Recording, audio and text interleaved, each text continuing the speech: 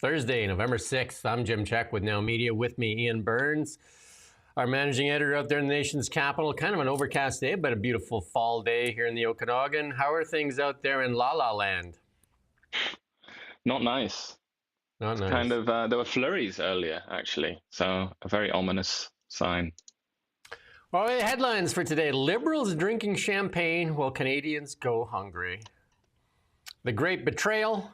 Carbon capture will be the word in 2026 for Canada. The Liberals' green scheme has led us to an economic winter. CBC with splainer video for their bosses. No talks with U.S. even after all that groveling. Another Liberal tout. Not going to happen. Get ready for virtue signaling as COP30 begins. And David Eby knows not what he has done. Wow, there's some big stuff going on. And then international news, I didn't put it in here, but Nancy Pelosi is going to go off into the sunset with her double fridges of Ben & Jerry's ice cream. I thought she was going to be around forever. I think her and Mitch McConnell. Like, I don't even think Mitch McConnell even knows that he's there.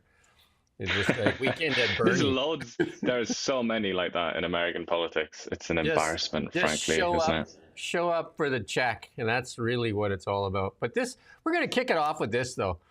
This is absolutely, I mean, if you're not mad yet, like if you see this image here, the Liberals went out to the big pub there, Francois Philippe Champagne. I guess you can't call it champagne in Canada, right? You could call it Prosecco. But they celebrate with fellow Liberals and hundreds of other politicos and lots of media. Isn't that amazing? Isn't that amazing? Okay, celebrate the budget, Canadian taxpayer dollars, just like, let's go. Journalists and lobbyists celebrate the federal budget, including a record deficit with job cuts. Victory lap after the party. And the Hill Times posted the story, and they received about $120,000 in federal grants in 23-24 and benefited from an $898,000 sole source federal contract for news clippings that expired in 2025. And the publisher also received undisclosed sums under a payroll rebate scheme that pays up to $30,000 per newsroom employee. Party with your bosses. Isn't that nice? And that should be profoundly humiliating, embarrassing for those journalists. If I was ever caught in something like this, I would just hang my head. I wouldn't want to come outside my house for weeks. I'd be so ashamed. This is such a shameful thing to do. I mean, I don't disagree necessarily with rubbing shoulders with politicians. That's kind of important and necessary even to have those conversations, because that's how you learn what's really going on. If you couldn't just guess already, but that's how you learn what's actually happening behind the scenes, because they just tell you. By the way, and if anybody's interested, off the record, politicians just tell journalists what's happening completely candidly and then go to the public and tell lies. That's literally what happens. But this is quite embarrassing after the budget and all of these smiles and all the happiness. It's not really acceptable, is it? You should be holding champagne to account, not drinking champagne with champagne. I mean, when we say the media in Canada, especially the national media, has been crippled and corrupted, there's your evidence right there, right before your eyes. There you go. And it's just like they're out there celebrating. It's like it was a victory for them as well. I mean, they should be embarrassed to be there. And the Liberals should be embarrassed to be spending taxpayer dollars, like partying like it's 1995. Like, I think we should start doing song things there, like party like it's 1995, where there's that old Three Dong Night song where the Here Comes the Circus, dun, dun, dun, dun, dun, led by champagne. And meanwhile, some of the readers or viewers already put this out here. I did an interview with the food bank here. Record numbers in food bank usage, and the biggest growth in that is children. Record food bank. Canadians lining up at the food bank, and I witnessed this myself again. People standing at the meat counter at Save On Foods there, like they're looking at a jewelry case. You know what I mean? Like they're going to save upwards. Like you're looking at that diamond ring you're going to buy for your spouse. And you're looking at meat like that. Meanwhile, partying and the media in there partying with them. Like it was some big victory. And the victory is record deficits, record deficits. That's the victory. No pipeline, carbon capture. That's the stuff they're selling us. Economic winter for Canada. We're going to hear more from the Bank of Canada. From the tout when they say we're going to have the fastest growing economy in the G7. Well, Tiff Macklin says, not likely. Not likely. Andrew Lawton, I He's guess getting involved, isn't he? Andrew Lawton pointing it out. Andrew Lawton, now an MP. He used to be on the other side of the table there. He used to be a journalist as well. And he asked the question, were these journalists asking Prime Minister tough questions about the budget before or after they shared the Prosecco, the champagne? They shared champagne with him. I mean, Canadians... To be honest, they probably did learn some interest. They probably got some interesting tidbits. But then there are questions. There are so many questions that follow from this. I mean, one is, how could you be so stupid? How could you be in the world of journalism and be as stupid as to allow this kind of thing to come out? It's just so humiliating. It's so foolish. But then other questions that should be asked is, who was invited? Why were they selected? And why were certain people not allowed to come? Because any journalist that got time with Carney, Champagne, or any of the officials will have been granted access. Yeah. Would you, almost exclusive access, you would have been very rare access would you have to been information. Allowed in? Hey, would you have been allowed in? No, indeed not. But it's not only me that wouldn't have been allowed in. Many people, many journalists in this country wouldn't have been allowed in. And then questions arise there about, do we have a sort of two-tier or multi-tiered system for journalistic access? Obviously, the answer is yes. But then the follow-on should be, why? And why do we tolerate that? Especially when we see just how friendly these people are with the Liberal Party. Look how joyous they are.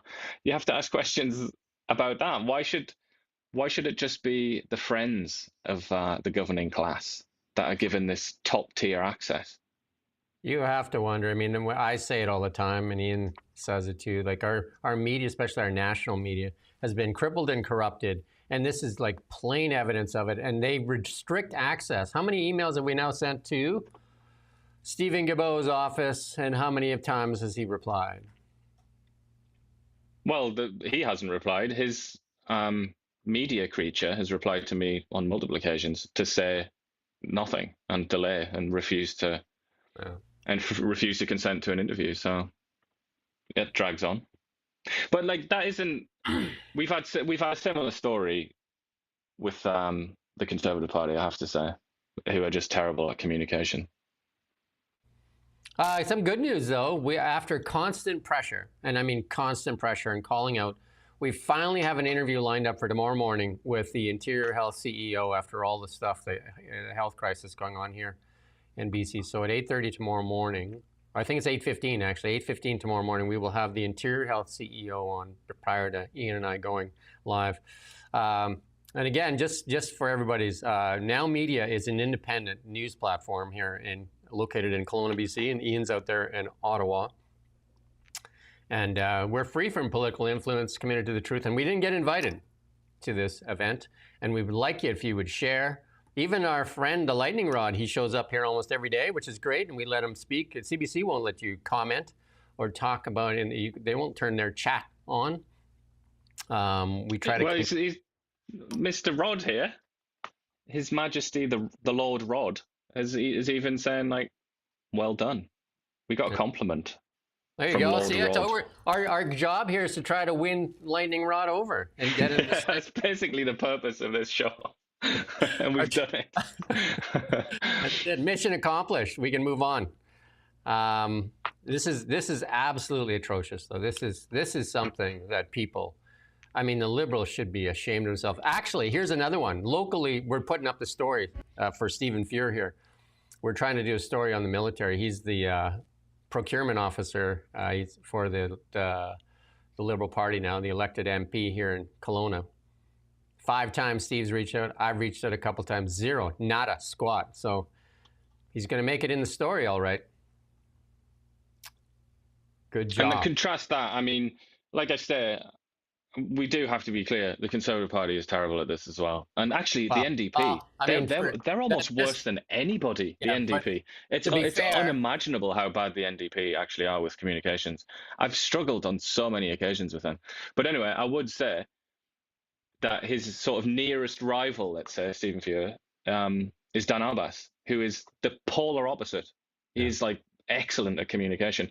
So I think it comes down to it's like individuals. So it seems to me, anyway. Unless that is you're in the government, and then if you're in the government, and I guess that applies to Stephen Fuhr, then there's like this extra sort of wall that's put around you, and it's just the communication just collapses to zero, basically. Dan Elbis has provided interview after interview for us, and he usually does them within hours after being asked. So definitely in a stark contrast to Liberal MP Stephen Fuhr. And then the big betrayal. The big betrayal. And we're going to play that. We're going to play it with the music because you got to hear this is how this is just pure pomp and performative nonsense. But look at this, and then you can clean it out after for copyright stuff. But people have to hear this. They even had a walk-on song for this. This is how much the Liberal government is all about performance. Let's play this clip here as Chris is welcomed to the team.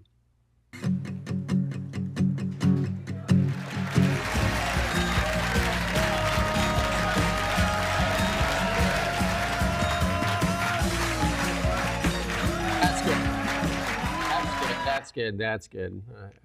Like, look, there's a reason that they say politics is showbiz for ugly people, and that's the reason there. Look at that. That is. Look at Sean Fraser as well. Sean Fraser is like, if we're starting up a circus, Sean Fraser is in the circus, isn't he? He's like 9 foot tall. It's just a bit. It's too much, Sean. Hey, did they practice that, like the Carney and swagger as he walked in? That's the best swagger move he's done so far. Like, he's definitely. Can we just do it one more time without the music, though? Just we got to see the swagger. Like it's. We put his image up yesterday as Clint Eastwood, High Plains grifter, and he's actually got the Eastwood walk now. Let's have it one more time with no sound.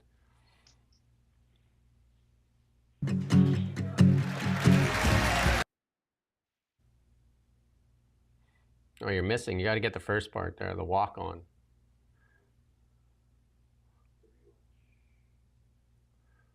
There we go. I'm ashamed about the music because I love that, like the muted guitar riff. There you go. That's good. Very serious riff.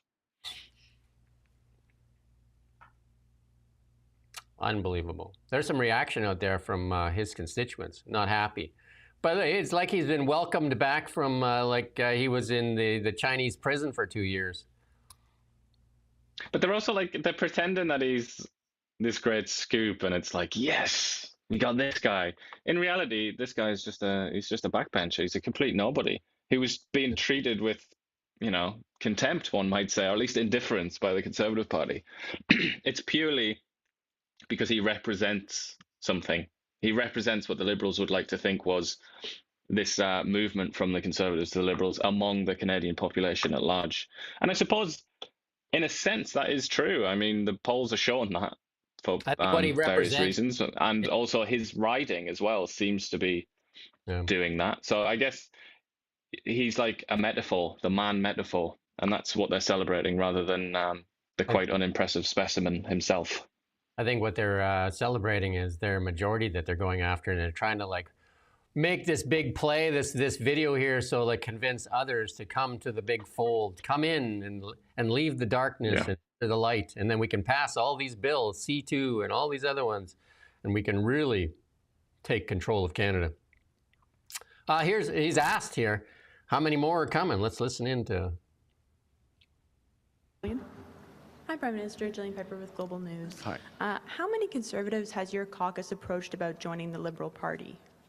Well, I'd say the following. First, I want to underscore what I said at the start, how much I admire Chris D'Entremont, appreciate his joining the government caucus at this crucial time for our country.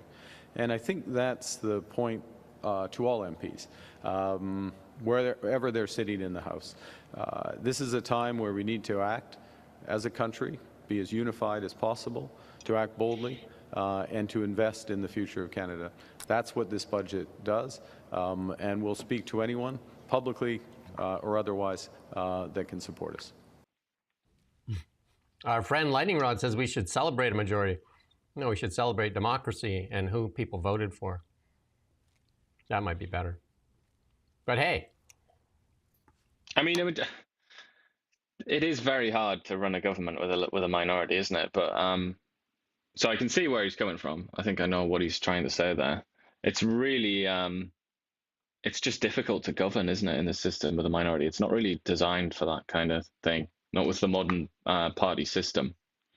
But yeah, I mean, MPs might feel that way, but they do have a responsibility to honour the their promise that they made during the election. And if that promise was to represent the Conservative Party or whichever other party, that's what they should do, really. Yeah, I mean, he was a 3-term Conservative MP, though, too, right? And they were asking him if he was offered anything to cross over, and he said no. But, I mean, who would ever know, right? Apparently, he said he saw the light, right? That's yeah, and he started coming out and chatting dark. about Polyev, didn't he? Slagging off Polyev, but I mean, that seems a little bit opportunistic. Yeah. I don't know. The other ones that have been mentioned, though, they have majorities of like tens of thousands in some cases, like the ones who've been mentioned as potential defectors after this guy. So I don't know about them. They will have to be offered something because they're almost certainly going to lose their seat in the next election. So they're going to have, if they're going to defect, they're going to have to be offered like a safe Liberal seat, I guess, and maybe something else on top of that. They're just playing this up and hoping that some will come with it. I think that's more the game here. But moving on from that, from the Great Betrayal, is Tim Hodgson. Fresh with his new book there. His new book. And what's he talking about? Let's see. What do you think Tim would talk about? Oil pipelines, obviously. That's what he loves most, isn't it? Get ready for it, Canada. Carbon capture. Energy competitiveness. Supporting sustainability through carbon capture and an updated regulatory pathway that keeps Canadian energy competitive. Competing against who? Who has carbon capture? Americans signed 3 deals already in LNG. If we can help you, Japan, South Korea, Germany. No carbon capture plan. Russia, still selling oil and LNG to everybody, including the Europeans. No carbon capture plan. So who are we competing with in this carbon capture plan? Who are they? It's quite mad, isn't it? Are we competing? I mean, there's only a tiny handful of countries that have industrial carbon taxes or carbon taxes of any kind as well. It's not like there are other areas where they excel. Canada's kind of on its own, or at least in a very, very small group of countries. I'm sure Saudi Arabia is maybe putting their plan together.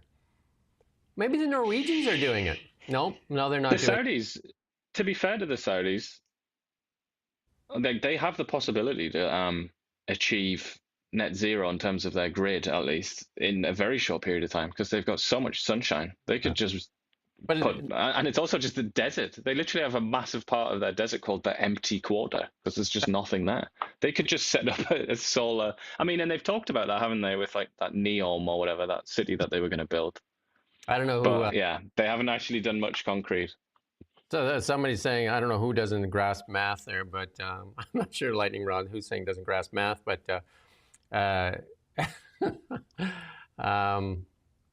somebody says the Americans have a plan too. It's called money capture, and it's working. A lot of Canadian money, including Brookfield and Mark Carney's investment. They've captured that as well. Meanwhile, we're working on a carbon capture plan to compete with, I don't know. Luxembourg? I don't know. Who is it? Maybe Luxembourg. Maybe Lightning Rod can tell us which energy producers in the world are running a carbon capture plan. I've got gobshites back there in the comments. I think that is the very same gobshite that started off this Poppy Patrol. Can you not spell my name right? Even after I chastised you last time. It's literally there, isn't it? Isn't it? It's on the screen. Can't you just copy? Anyway, here he is. Canadian government spent $158 billion on the green economy and created 68,000, I would say, temporary jobs, or $2.3 million per position. We that's did that probably- earlier, didn't we? That's the Fraser Institute's report. We did Yeah. that a few days ago, but yeah, it's worth looking at again. You just stare at it, like staring into the abyss. And we still don't have the paperwork for our friend Stephen Guilbeault. The allegations of, I think it's $258 million, where the money went, who has it, what did he do with it. How much was he? I didn't see him in the picture there. But hey, another hike coming in the debt ceiling. Cabinet will once again raise the national debt ceiling for the third time in 4 years. Why not? Department of Finance in a budget note said it would be hike its borrowing limit by 20% to $2.54 trillion. Why not? Hey? Why not? And then, of course, they're pitching Francois Philippe Champagne between swigs there with his friends in the media, was telling people that it's not spending, it's investing. That's what I don't know, I can make a joke like this. This is just a joke now. That's what she said as she came back from the store with 10 bags of sale items. It says, it's not like I'm spending money. It's all on sale. Look at all I saved. Right? These are bags of savings. These are not spending bags. Yeah, spin it any way you want, buddy. Spending is spending. Especially if the government... It's a lot of fiddling. Yeah. Fiddler on the roof. Fiddler somewhere. Yeah. But you know what? Who comes to the rescue with a little splainer video? We're going to play a little bit of this splainer video. CBC wants to make sure that, like Canadians just, calm down. Here's a little splainer video. The debt's not that bad. Here, listen in. No matter what party is in government, you're going to hear a lot about the federal deficit and the need to get it under control to varying degrees. So why does it matter? To pay for new government programs and services, that money has to come from somewhere. It could mean higher taxes to pay for increased spending. The government can cut other programs or services, or it can run a deficit. A deficit is when the government spends more than it's taking in. I can't take too much of Rosemary Barton. You go ahead and watch it yourself. But here's a splainer video that's showing you like, oh, we got to spend. And like shows you these jets. We'll never buy new jets, it seems like. And then, like taking food away, got a kid there with Trudeau handing him a sandwich. You can take all that away, or we can just have more debt. Don't you feel good? Don't you feel better? Rosie Barton, the Liberal town crier, has explained it to you, how good it is to have debt. And it doesn't matter which government's in place, even though Stephen Harper had surpluses in some of his governments. But hey, don't forget, Stephen Harper, excuse me, cut the GST. The GST that was at 7% that the Liberals promised to cut and never did. And Harper cut it to 5% from 7%. I can't wait for this government to decide that it's going to go back up. That'll be one of the things they're going to do at some point here, because they're running out of money and options. And to put it in perspective, NVIDIA is now worth $3.7 trillion. And, given the day or hour, 4 trillion, whatever you want. And the Canadian stock market is 2.9 trillion. So one company worth more than all the other companies in Canada combined. It's just unfathomable, really, isn't it? It's very difficult to grasp that. If you drink from the CBC trough and you listen to Evan Solomon, the AI, whatever he is, guru, Canada's leading in AI. Rest assured, it just doesn't show up in the stock market. Hey, it just doesn't show up. Champagne this morning as well, delivering a speech, said Canada was the first country in the whole world to have an AI strategy. And he kept saying that. Can you believe it? The first country in the whole world. It's like, oh, okay, well, that worked out well for us, didn't it? We now dominate AI thanks to that strategy. That's like saying there was a restaurant across the street from the first McDonald's. His name was like Bob's Burgers, and Bob never did anything. And then McDonald's proliferated the world and say, well, we were there before. Doesn't mean anything. Even if that's true, Francois, means nothing. There's the pudding right there. There's the pudding. 3.7 trillion just for NVIDIA. You want to add a few more to that? Meta, Google, and that isn't even an AI company, Microsoft. Is it? Just who? I'm saying NVIDIA isn't even an AI company, but obviously their boom is related to. Well, they're part of it. AI.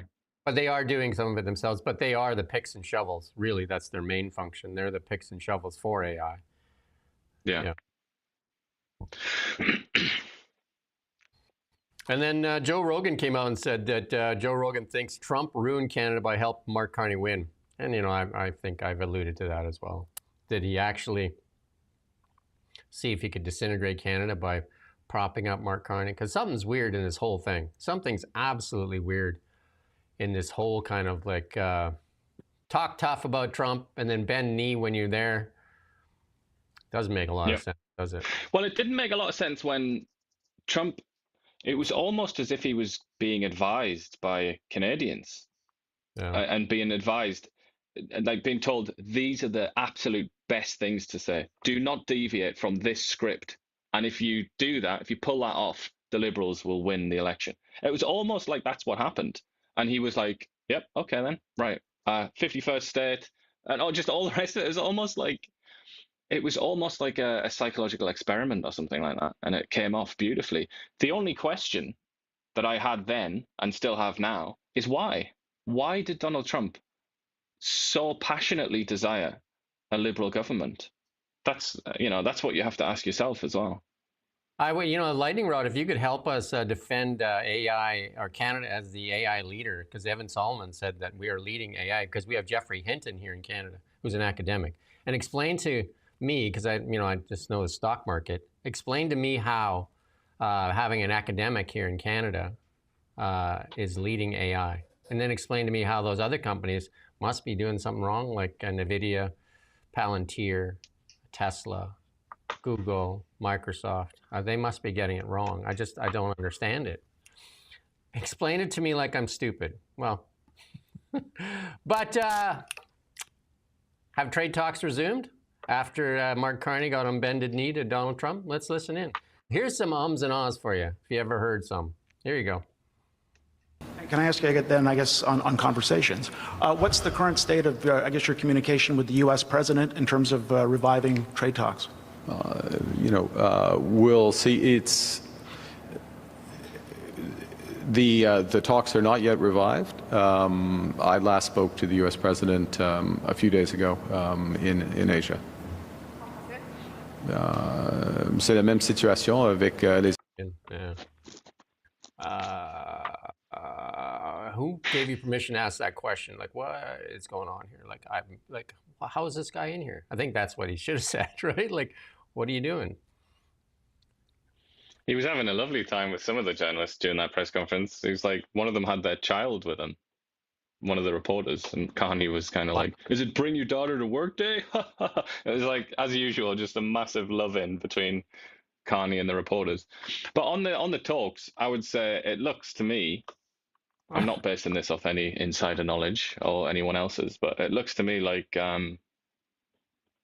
Trump and the Americans are waiting for a decision from the Supreme Court, aren't they? Because they need to know if they have the ultimate stick to beat Canada with in the form of those tariffs. They're weighing. I mean, I said that right in the beginning. Like, why are you doing all this performative stuff? Just take them to court. And apparently they are. Well, and the worst thing of all is with Trump, you never know. He might lose this court case, and we might think, oh, great, good news. But then he might kind of take it out on Canada somehow. Because obviously, something that a lot of people don't seem to be willing to discuss, don't want to discuss, is that the NAFTA deal, CUSMA, expires next year, very soon. And he's going to renegotiate it. So if he can't implement tariffs, if the Supreme Court blocks that, then I guess we have to expect that the CUSMA 2 is just going to be an absolute catastrophe from Canada's perspective. Yeah, so just so people understand, so the court case is about the contract that's in place and how Trump sidelined it by saying it's an emergency, like he signed on CUSMA. But, so that's the court case. Do they have to stick to the contract that's in place? But it doesn't stop them from not, like when they go to do a new contract, just don't sign it or don't have a contract. I mean, that's the decision. It's not whether or not Canada can be charged tariffs or not. That's not the decision. That's not what the decision's about. Well, it's whether or not he has the power, whether Trump has the power to do it, or whether it's Congress's power, which is what the Constitution decrees. Right. Yeah. But who controls Congress right now?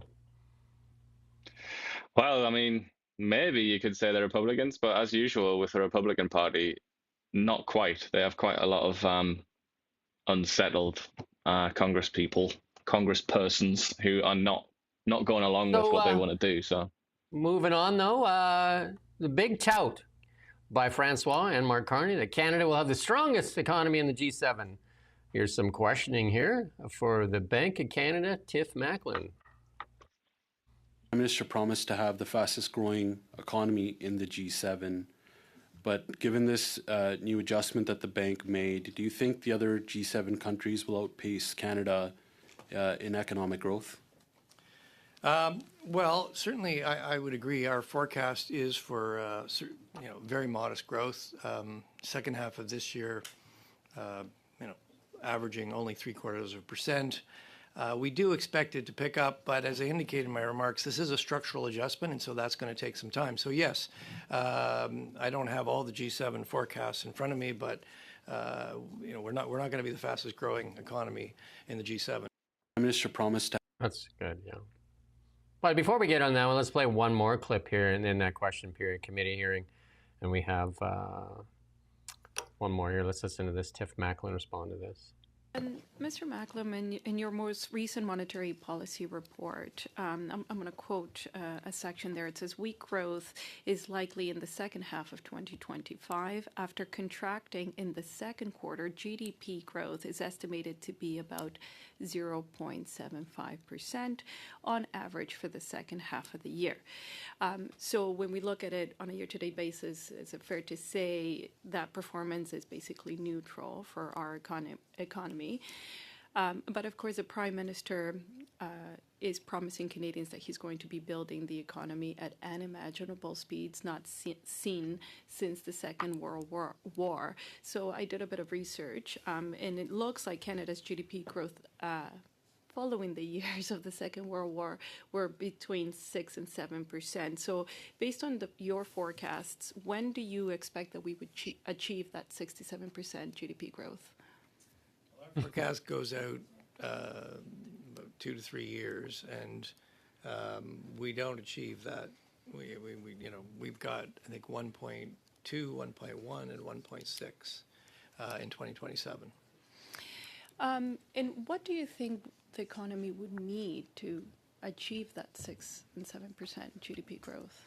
If we want much higher growth in the economy, we're going to need much higher productivity growth. Okay. So when I read the news, I see that auto manufacturers have relocated investment to the U.S., some big names recently. Housing starts in Toronto specifically are at 30-year low.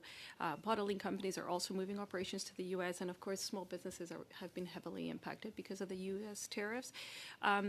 Given that, do you believe that our economy is growing at unimaginable speeds, like the Prime Minister has mentioned? At a what speed? Unimaginable. Unimaginable. I'm not really going to put it on. I mean, you can decide on the adjective. I mean, our forecast is 1.1, 1.2, 1.6. So, and she has a background. That was a bit. She was playing dumb there in a way that I found a little she bit. was trying to get him to say unedifying. She's trying to speak to the common person, though, because she does have an economics background, right?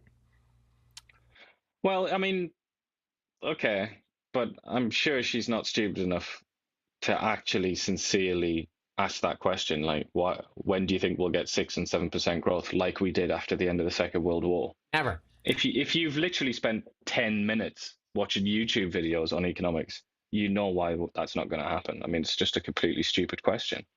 So I think better frame. In the same way that often Liberal MPs insult the public and insult democracy, I think that's what that is as well. It's just an insult to the average Canadian.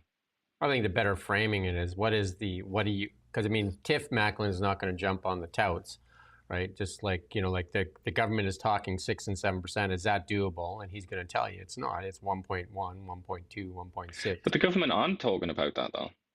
That's the other thing. Like, nobody's talking about 6 or 7% growth. Not even China's talking about that. It's not possible. It's not going to happen. He There's did. more chance of my head exploding live on air in the next 5 seconds than did. any major country getting 6 or 7% growth in the next 10 years. It's been implied by saying it's faster than what happened after the Second World War. That's what the implication But they is. haven't said that. They've said it's like that. We're going through a situation like we did after the end of the Second World War. It's not the same thing as saying we're going to have 6 or 7% growth. I mean, we've got to have standards, in political life. And if we don't have standards, then we just have this, whatever this is. It's just a waste of time. It's just theatre. I mean, I would say this is like theatre for stupid people, but it's not. Even stupid people wouldn't tolerate that. I mean, anybody could see through that nonsense. The fact is, it's slow growth. That's what we can expect. That's exactly, as you were saying, that's what it should have been focused on. Yeah, it's that slow point growth, alone. and it won't be the fastest growing economy. That is the touts they have made. The fastest growing economy. Yeah. Definitely. Rather than this nonsense about the Second World War, when back in the 1940s, when Canadians were having children, can you believe it? Canadians used to have children, and when you have children, your economy grows. Surprise, surprise, everybody. Well, here you go. Crown Bank. This is from Holly Jones Blacklocks. Crown Bank Farm Credit Canada Regina faces new scrutiny on its loan portfolio. Guess why? This farmer's bank is too white. In a notice, it said it would review its lending to Black, LGBTQ, and women farmers, noting agriculture is currently predominantly older white men. Probably the only people stupid enough to still farm. Because nobody wants to farm. Farm operators I just can't believe that. Like, can you believe that we share the world's oxygen supply with these people who are this stupid? Listen to this. Farm operators are predominantly older white men, and farm families tend to have higher average incomes compared to all Canadians.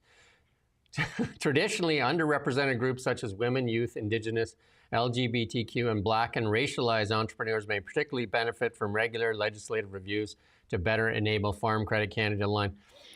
Who starts farming these days? Nobody wants to go into farming. Like who in a city says, man, I would like to go out there to Saskatchewan in 45 below weather and start growing wheat or canola. But hey, I'm honestly, like, as is often the case, I am experiencing physical pain right now as I try and process this stupidity. It's like coming through waves, reverberating through my skeleton. It's who settled Saskatchewan? Like, just please, just type in Saskatchewan history, enter, and then rewrite this, please. Whoever is responsible for this. Census data counts 590,000 farmers and families nationwide. Typical farmer is a male over 55, self-identifies as Christian, mainly Catholic, United Church, and earns a median household income of $95,000. You know, the guy that toiled in 45 below forever, put his whole life into that farm, and now they're saying, oh, you're making too much money, you need to give that farm to somebody else, or what? What's the deal? What's the deal? Nobody wants to go into farming. I grew up on a chicken ranch, cattle ranch, and wheat fields, Alberta. Lived in Medicine Hat on a cattle ranch, Three Hills on a wheat farm, and chicken ranch, and it's not easy work. A lot of people don't want to get up at 4 o'clock in the morning and go to bed at 11. And then harvest time, basically work around the clock at harvest time. I was out there as a kid. Harvest time is like you go all night. Like you just trade off. Somebody gets on the tractor. It's hard anywhere in the world, but in Saskatchewan, bloody hell. That is literally on the extreme periphery of the arable belt of land on this planet. It's extreme farming. It's not like farming in the Valley of California or whatever. It's a real deal. Like, why not look at it this way and just say, we want the 95,000, but we don't want all the work that goes into it. Like, absolutely not. I live in a chicken ranch, 50,000 chickens. Like, you cannot believe the smell. Anyway. But what's happened is people who've gone to university and got humanities degrees have learned critical theory or some version of critical theory downstream of the various branches of critical theory. And they've just applied it because they don't know anything else, because they don't have any other moral system or philosophical system beyond that stupid trash conceived in the 20th century by mediocre intellectuals.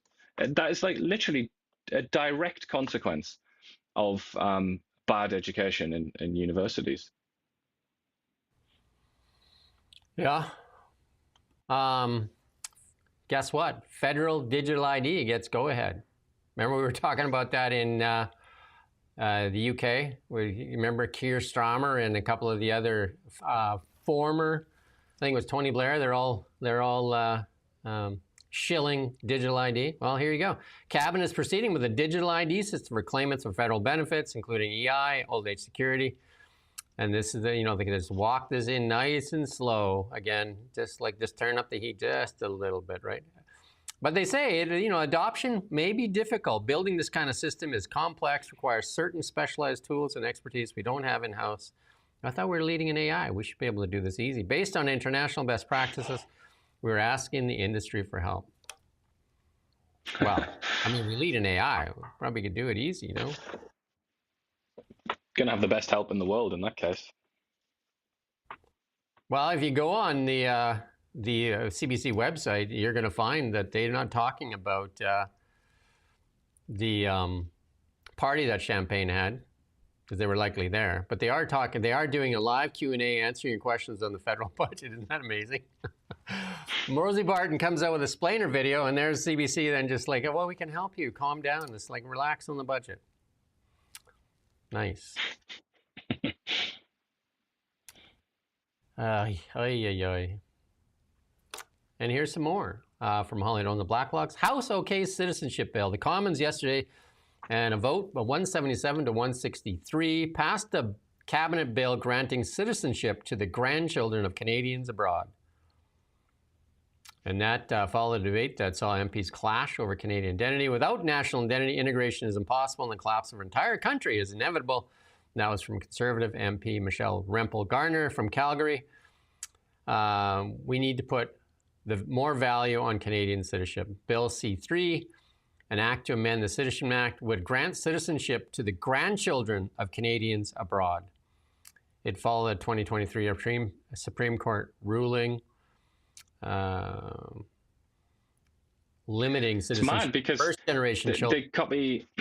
They copy the British in almost everything, but even the British don't do this. Yeah. Very few countries do, actually. Italy is one. Wow. Italy's one of those countries. Ireland does it, I think, to the grandson, but then stops.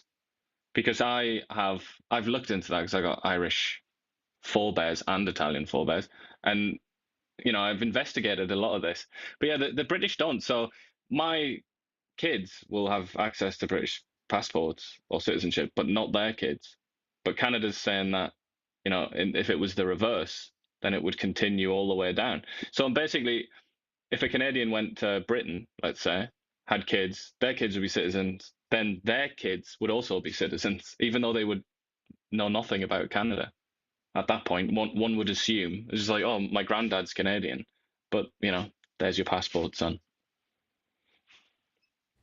Well, Canada doesn't like not having a space program, so they're talking about they're budgeting $182 million to establish a sovereign space launch. Good luck with that. $182 million to start. Pocket change, isn't it? SpaceX does about, I think it's like in the high 80s, 90s of all the space launches in the world. But hey. And that is somebody, talk about Canadian citizenship, person responsible for that. He's got one of those Canadian passports, hasn't he? Yeah, it says Canada is officially on its way to becoming a true spacefaring nation. The government of Canada is investing $182 million in the sovereign space launch capability, and the first time in our nation's history to send a clear message that assured access of space is of vital importance to Canada's security, sovereignty, and economy. How about just buying some jets? Hey? Or some subs? How about something? They're also saying that they're going to put it in Newfoundland, the spaceport. Is that not a bit, as much as we're on the record saying that we love Newfoundlanders, but isn't that a bit sort of isolated to get stuff to? All that equipment, we're going to be very expensive to transport it. We got some really interesting stuff coming up here in a bit, though, too. First Nations voice concerns over lower drinking water funding in federal budget. Remember, Trudeau promised everybody safe, clean drinking water and never lived up to that. Back in Canada, First Nations leader complained about Mark Carney's first budget doesn't set enough aside for cash to help them provide clean drinking water to their members. The budget promises $2.3 billion over 3 years, which is on top of the $5 million spent since 2015. Grand Chief Fiddler wants more money. Yeah. That's what I got from that. More money.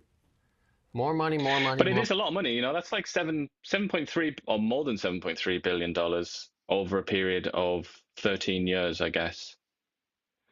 That's a lot of money, isn't it? There's no question about that. But their argument, I don't know if it's just Chief Fiddler here, but certainly Chief Fiddler is one of the people who makes the argument that it's way more expensive than that, and that it costs hundreds of millions of dollars, sort of like for each territory, for each nation to get clean water. Well, it's not just about clean water, is it? It's also about the whole kind of the system that I can't remember what the name of it is now, but you know what I mean, like the sewage system and all the rest of it.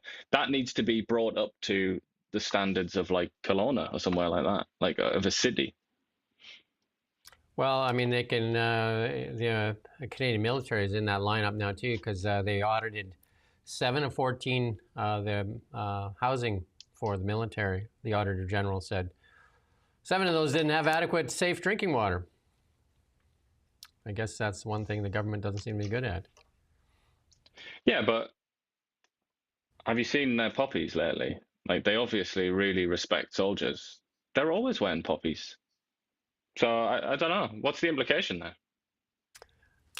Here's a poll. We haven't had Mario Conseco on for a while, ever since the elections and that. But just 18% of Canadians approve of Trump, but Harper more popular than Trudeau.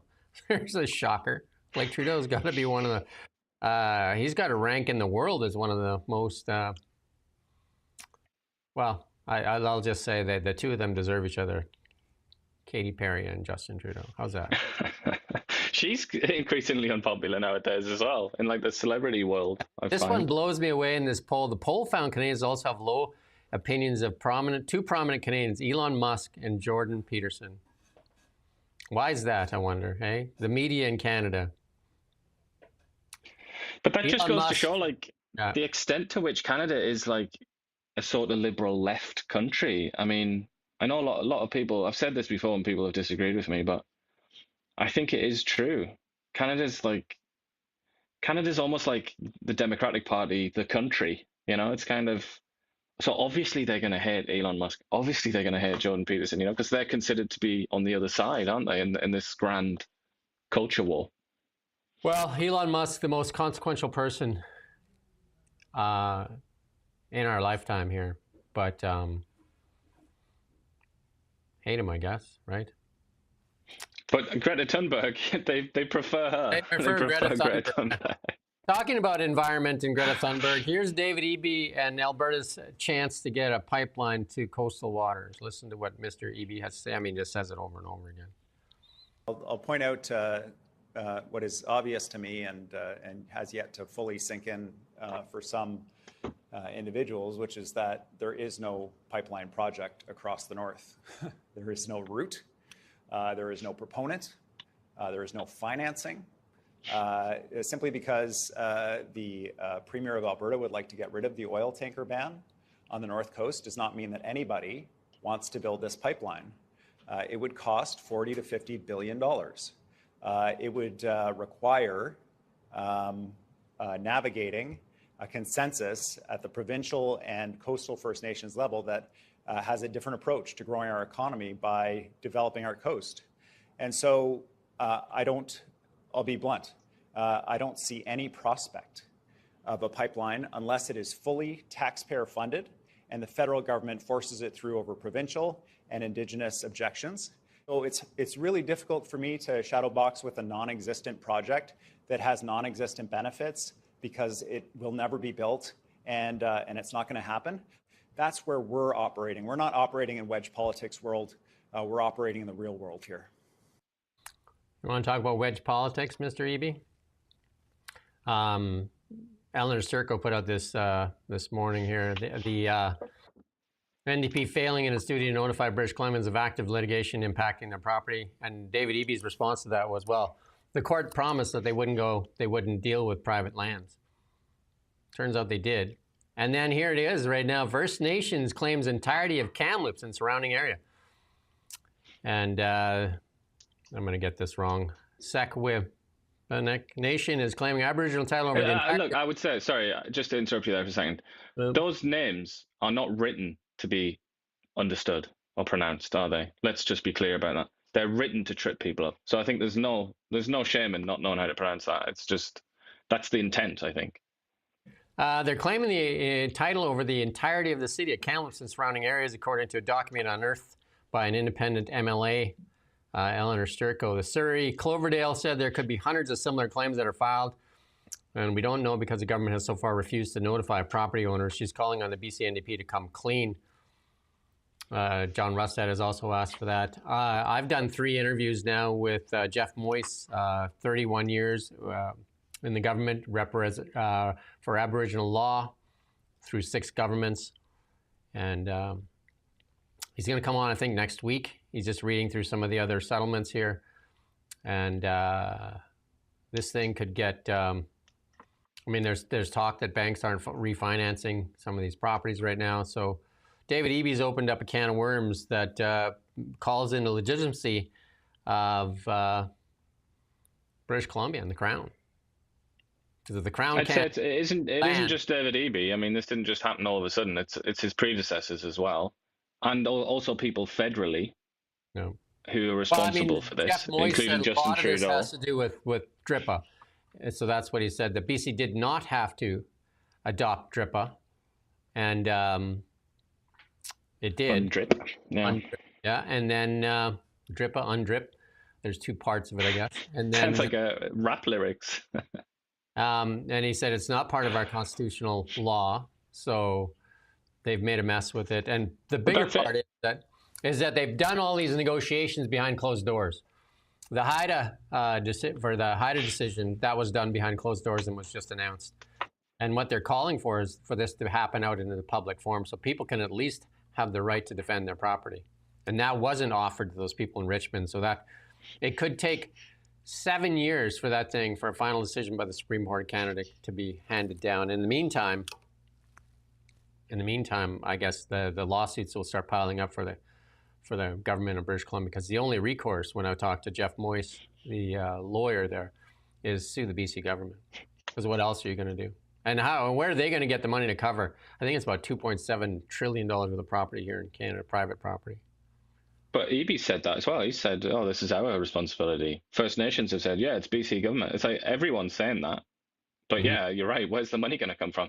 But look, you're also right to what you were talking about, Jeff Moyse. I think you're talking about the sort of legal regime that currently is in place. That is being spoken of by David Eby, First Nations, Eleanor Sturko, even to an extent John Rustad, less so, but to an extent John Rustad. That is being spoken of as though it's the moon or something like that. It's as like, you know, you can't touch it. It's the moon, mate. But it's actually, no, it's not. It's very recent legislation in many cases. And we have, as we talk about a lot, we have here the Westminster system, which means Parliament is sovereign. Parliament can basically do anything that it wants, up to and including getting rid of the Constitution. It can do a change in the Constitution. It can do anything. But where is the politician coming out and saying, we need to change the law here? Because this is Canada. This is one country. This is not hundreds of countries. We can't tolerate this split sovereignty. We can't have it anymore because we made mistakes. In the 20th century, in the early 21st century, we got ahead of ourselves. We got a little bit excited and we made a lot of mistakes, legislative mistakes. Now we're going to change them. So now you're going to be, don't worry, we're going to restore property rights. Canada will be a country. Don't worry about it. It's not like sovereignty won't be in question anymore. But nobody's saying that. No. Yeah, and more surprisingly, I think, is Eleanor Sturko. She's sniping at this. She knows how crazy this is, but she isn't coming out and saying, we need to change the law. We need a recognition of reality rather than some fantasy based on what was going on in British Columbia in the 1820s or something like that. You know, you can't live on historical illiteracy. You can't have a functional political system based on a misunderstanding of history. So obviously that's what needs to happen. But that would take colossal brass balls to do. And you look around the political landscape in BC and Canada, and do you see a single person in possession of those balls? Because I don't. I think right now Canada's heading into an economic winter. We don't even have one nation. We have a bunch of fractured provinces, and all we see is a bunch of infighting. And then within those provinces, we also see a bunch of groups that are saying they have their own nations. So there's nations within the nations within the nations. And you know what I mean? It's just, there is no certainty, and that's why capital flees Canada. That's why capital flees Canada. And it seems like that budget that was put out yesterday, and you heard it here first, carbon capture, carbon capture, carbon capture. It's like they're going to fleece the last few pennies out of this place before they let this nation fall apart. It seems like it's falling apart in many ways, because where's Carney speaking and telling people that we need, like you say, you need to come up and you need to say Canada comes first. Canada comes first. Comes before David Eby. David Eby, take a seat. Canada comes first. All these things need to be Canada first. Mark Carney's not talking about that. If you read that budget, the pillar in that budget is carbon capture and the lifting of the emissions cap for the profit of, what, a few companies that are going to start charging carbon credits? But also, just to go back to you mentioned wedge politics. David Eby mentioned wedge politics, didn't he? A definition of wedge politics, for anybody that maybe has forgotten or doesn't know, it means to go in to another, your opposition's support base, put a wedge in between them on an issue to get them to be divided so that your opposition is divided. I find it so funny that he references wedge politics like, we're not playing wedge politics, we're in reality, in his usual sort of catty camp fashion.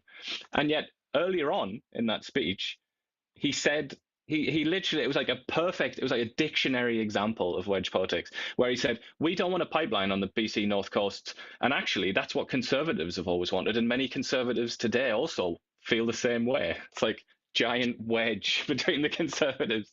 It's just like the audacity of this individual, Mr. Dave Eby. It's just, obviously, this is pretty run of the mill, isn't it, for politicians nowadays? But I just find it with Eby, he often contradicts himself like one sentence later. There's just no shame. It's almost as if like nobody's listening to him. He's running out of ideas, that's for sure. It looks like they might be the end of the road for these ostriches that have got international attention. But the appeal has been dismissed, meaning the Supreme Court will not hear the Universal Ostrich Farms case. That means there's no legal obstacle standing in the way from culling of these birds. The Supreme Court did not provide an explanation for the decision, writing simply, the motion for the stay of execution is dismissed. So obviously a lot of reaction on the internet. There's a lot of people that are really strongly attached to these ostriches, and that's so now I guess the CFIA is now free to dispose of these 300 ostriches. Last I checked, yeah, that is and they've said they're going to. They instantly, like they'd already written it. They'd already written the statement clearly, and they just pressed send. Yeah. As soon as the Supreme Court released that decision, they said, yeah, we're going to go kill them. We're going to do it. But when I'm looking at all the videos, because obviously this is like a social media bonanza, isn't it? This the ostrich thing, and it doesn't look like it's happened yet. But I don't know. This is a controversial view, but I mean, I kind of feel a little bit of pity for the people who are going to have to do it, because I'm sure there's a reasonably high chance that they don't want to do it, and they're doing it just for like to keep their jobs or something like that. And they're going to be like scrutinized in an extreme way, and people are like, you know, you'd have to call them threats of violence are going all over the place against the Food Inspection Agency. So I hope that it doesn't become violent, but there's kind of the prospect of that. We've asked for several interviews. Talked to one guy here locally, and we were actually going to live stream their event here in Kelowna, and it was scheduled. They were doing it at one of the local pubs, and then it got kiboshed because a lot of local people stood up and didn't want it here. This thing is turned into this political football. Like, it's almost like the right versus the left, and I don't understand it. To me, it seems to have taken on a life of its own on like political extreme on both sides. I think it's class as well. Class is something that's not spoken about very often in Canadian society, but I think there's a real class element to this. And if you listen to the woman, Katie, whatever her name is, people know who I mean, I'm sure. She's like the main spokeswoman. If you listen to her speak in the language that she uses, it reminds me rather a lot of Tamara Lick, or Litch, whatever, however you pronounce it. It reminds me a little bit of the convoy. The language that she uses, she's using she has the perspective of, I don't know what you want to say, like working class, ordinary sort of Canadians. And it's the same language, and I feel like a lot of people in places like Vancouver and Ottawa and all the rest of it, they hear that and they're just like, oh, these peasants. So it's like, I really think there's a big class dimension to this. And that's kind of one of those things that plays out in the periphery of these kind of situations. Because undoubtedly, the trucker convoy was kind of like a Marxist would have a whale of a time studying that. It was almost entirely class-based, I think.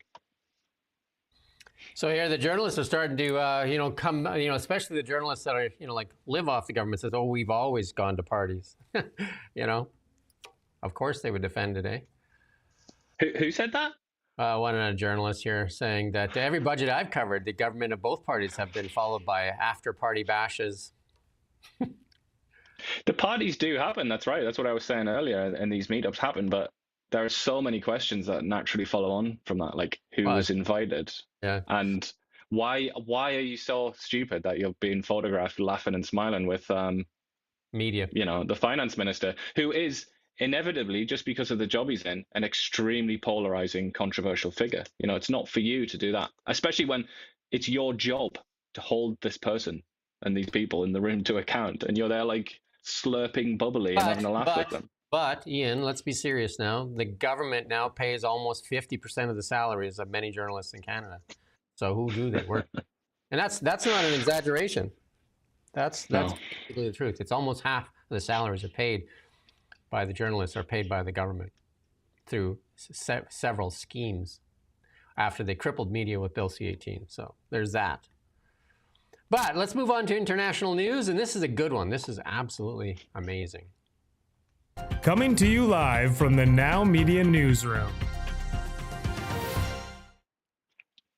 Your leader and fellow countryman, Keir Starmer, is there at COP30, and he's got a speech that you just want to hear. Let's go, Keir. Let's hear it. To my mind, this is a win-win. The greater our collective ambition, the more progress we make in tackling the climate crisis, and the greater opportunities that we create. For example, just for UK businesses, providing goods and services for global net zero transition could be worth £1 trillion by 2030. So look, my message is that the UK is all in, because we know you don't protect jobs and communities by sticking with the status quo. You don't meet a challenge like climate change by standing still. You do it by embracing change, embracing the opportunities, and doing it together. This iconic setting eloquently makes that point. The Amazon rainforest helps to regulate the climate for every person on Earth. And it reminds us that this is a truly collective endeavour. So, as His Royal Highness, the Prince of Wales, said just a moment ago, let's be inspired by this setting and let's rise to meet this moment together. Thank you very much.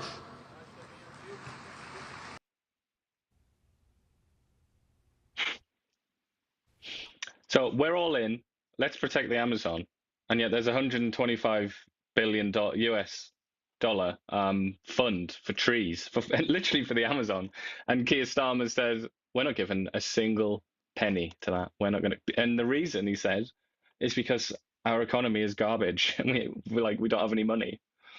So, I mean, again, talking about politicians that contradict themselves, like in different sentences, consecutive sentences, we're in a really difficult time. Everybody acknowledges that. Even Melanie Jolie has figured that one out, that we're in a really strange time in history, and it's very difficult. And these are the leaders that we have, you know. We need like Winston Churchills in every capital city of the world, and instead we've got Keir Starmer, you know.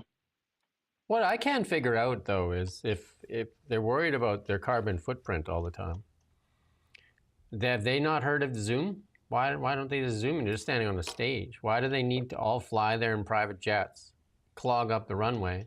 Completely, yeah. You know what I mean? Because you could Zoom. Like you and I, you're in Ottawa. I didn't fly you out every day so that we could sit and talk. I mean, it seems like pretty seamless, no? Exactly, and everybody does it nowadays. And their dreaded enemy, whom they despise, Elon Musk, always does that. He always phones in. He doesn't fly around the world. He always phones into his conferences.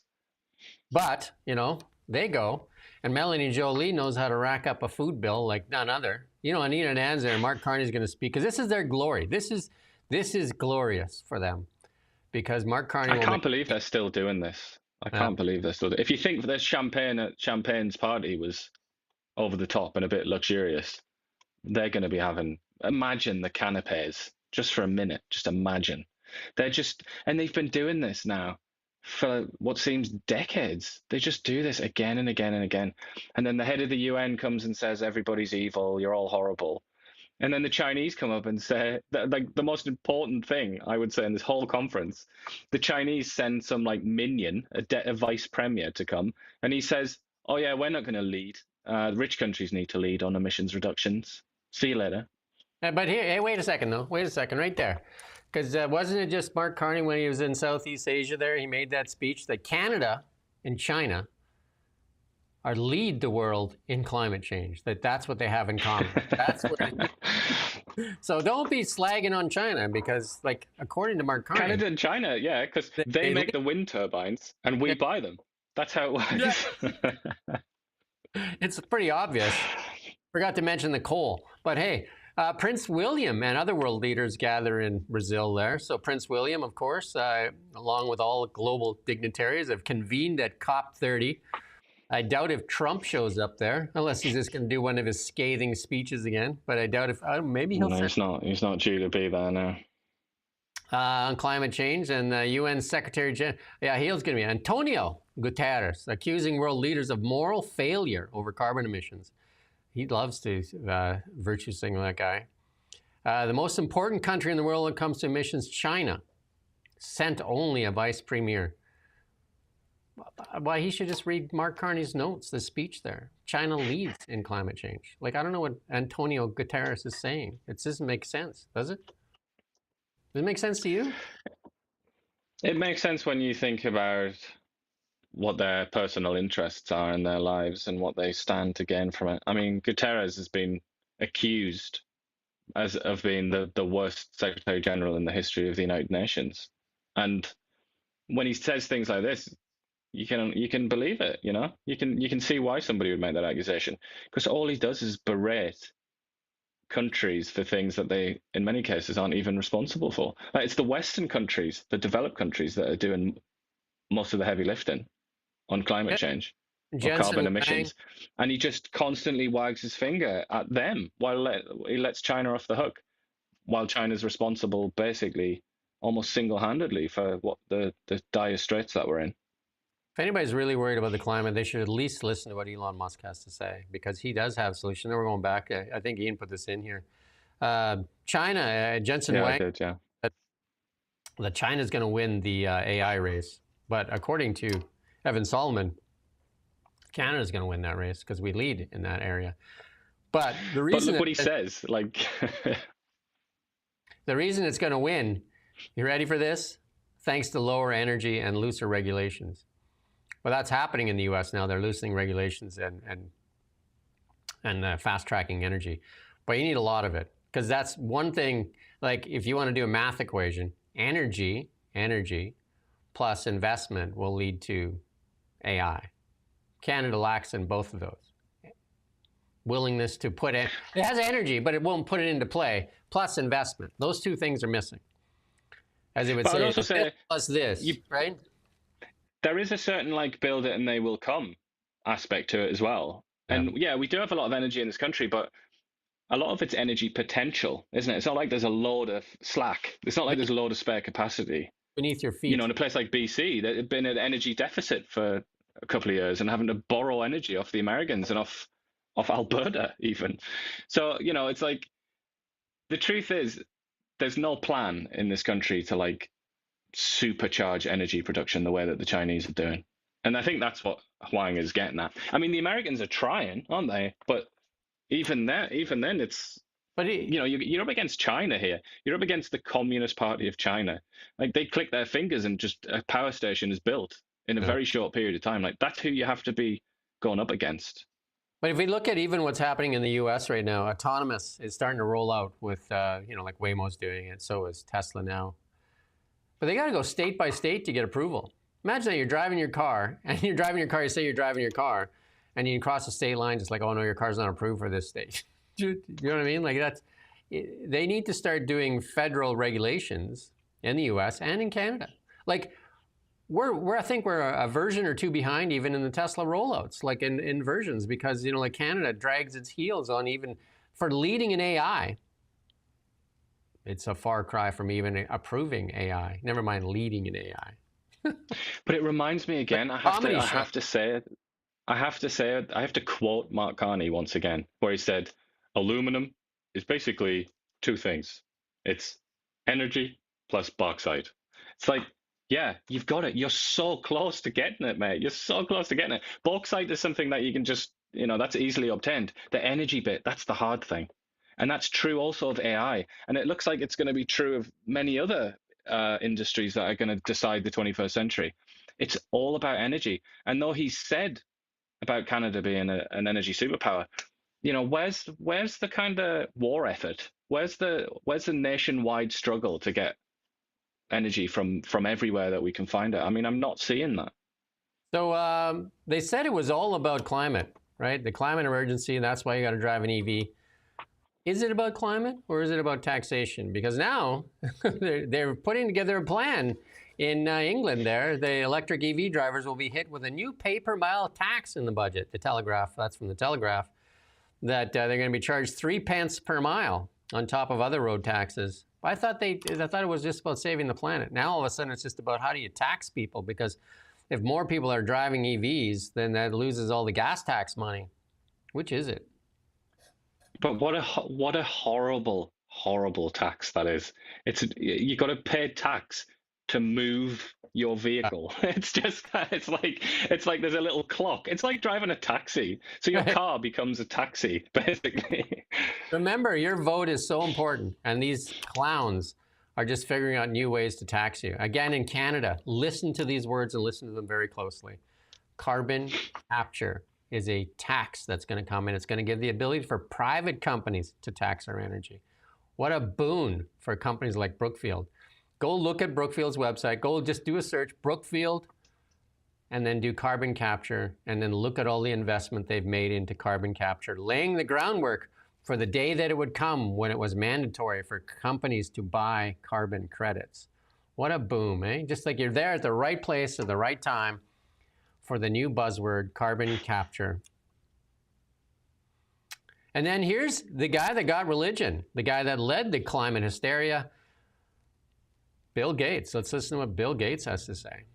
Are you the right messenger on this? Because you fly private planes a lot and you're creating a lot of greenhouse gases yourself. Yeah, I probably have one of the highest greenhouse gas footprints of anyone on the planet. You know, my kind of personal flying alone is gigantic. Lightning Rod says, funny, isn't he? Lightning Rod says I should buy Brookfield stocks. You go ahead. According to Mark Carney, though, and the media, buying Brookfield stocks, the largest tax dodger in Canada, is actually good for Canadians, because if you own the stocks, the CPP owns some of that stock. So that's a good reason to dodge taxes. Awesome. Whatever you come up with excuses, there you go. Living life large. You can't even make this stuff up. Here's your friend Ursula von der Leyen told a crowd of protesters they should be grateful for being free in the UA, unlike in Russia where you can get arrested for protesting. Well, at the exact same moment they arrested a protester. Look, you just play this thing. You can't even make this stuff up. Thank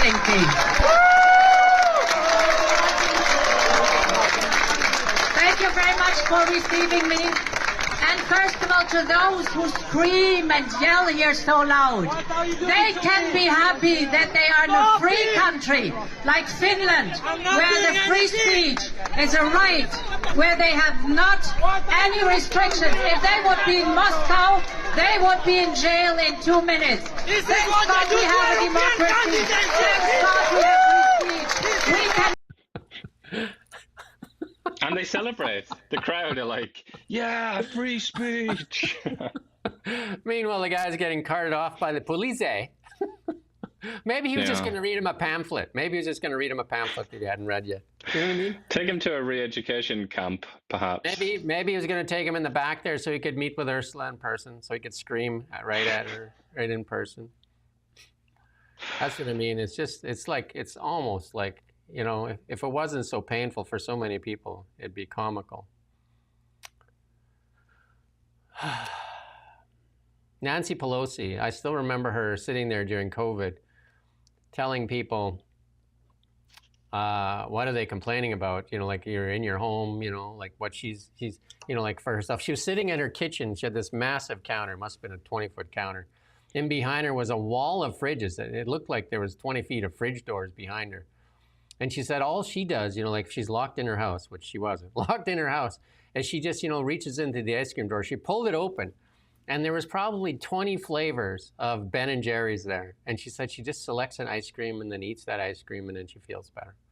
And then you'd have to think many Americans and Canadians are sitting there thinking, I don't think I have that. I don't have that fridge. I don't have that much ice cream. I don't have any money. And a lot of them will be thinking, I chose the wrong line of work.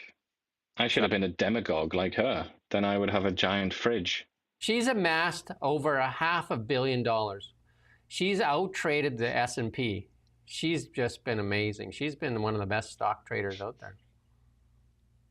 Yeah. And a lot of her stuff was she's just still walking around. Amazing just timing. Amazing timing, too. I'm sure Martha Stewart would like to see some justice there. Remember Martha Stewart got thrown in the hoosecow for a couple of insider trades that I think it was like 20 grand or something like that. But here's Nancy Pelosi. I think she was doing puts and calls days before, you know, the government approved massive contracts for Microsoft and Tesla and stuff like that. Just fortuitous, right? And this video, or a lot of this video is about just San Francisco. And it's so strange because she included in the video clips from back when San Francisco was a nice place. And I just found it, just the goal of this woman, she's been squatting there in San Francisco for 40 odd years, representing the people of San Francisco. The easiest possible way to measure whether she was a success or not is, what was San Francisco like then and what's it like now? And I would argue, and I think many other people would also argue, that it's considerably worse now than it was when she first started in politics. So what has she done for the people of San Francisco? What has she done for that place? Which, like, a place that the last time I went to that place, I had to leave early with my wife because she was physically afraid. She was too scared to be there. And she's, you know, not a softie by any means, but she didn't want to be there. She's like, we have to get out of this place. And then we've got Nancy Pelosi, like, talk about how great it's been to represent San Francisco. I wasn't going to play this, but we'll play a small clip of this. This is Mandami. He won the New York mayor race. He remember promising grocery stores and free transit and all this stuff. And the first video he puts out is pitching for send me money. Send me money. Send me money so that I can hire people, the right people, to run New York City. So weird. Isn't it? Let's not play it. Let's not play it. It's got music in it anyway. So anyway, you can go watch it. Just like it's a pitch for cash money. So if you feel great, send some money. Right? Send money. But that's also another example of people doing really hard jobs. they're going to look at this guy's win in New York and just say, like, I'm doing the wrong job. Like, I should do that. He's got absolutely no experience. He's never done anything. He's never done anything with his life. Nothing at all. And now he's the mayor of the world's most important city. People will be, and he's going to be unimaginably rich by the time he's done with his career. People are going to be looking at that saying, like, what am I doing? I'm wasting my time. We got our last clip here. You can caption. Let's see if anybody can come up with some captions for this photo here.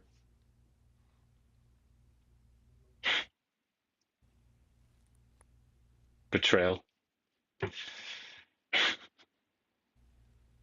Canada at this moment in time. Always fresh, though. Always At fresh. least it's, it's something good about it. Yeah, people are going to make a lot of money in this next little while here to be lawyers in Canada, especially in BC. When have they not made a lot of money? In BC, as all these, not a good time to be a property owner in BC, I guess. But hey. But Evie said that it's all fine, and all the banks are saying it's. Or none of the banks have yet complained. So, if Evie says that, I guess that must be true. I'm sure EB's trying to board up his office before they can start putting the papers in there to sue him, the government, and everybody else they can get at. It's gonna yeah. If more comes out and there are other places that are under a claim, people are gonna really start to freak out, aren't they? And you can't help but think that the next election, whenever that comes, will be at least in part based on this issue. Can we go back to the first image, though? Let's close out with that first image there of the champagne celebration, because you know what? It is a time for a celebration for some, I guess. You know, champagne. There's a load of there's even more pictures on Tinternet of this. It's quite funny. To all you Canadians out there just looking into the meat counter like it was jewelry, just look at this picture, and you'll feel much better. Champagne looks like he feels better. He's doing well. You know, some of the stories we've highlighted in the last little while about, the college professor that's lived off of the immigrants, $650,000 salary, $473,000 for the lady that heads up Canada's, aliens, looking for aliens or whatever.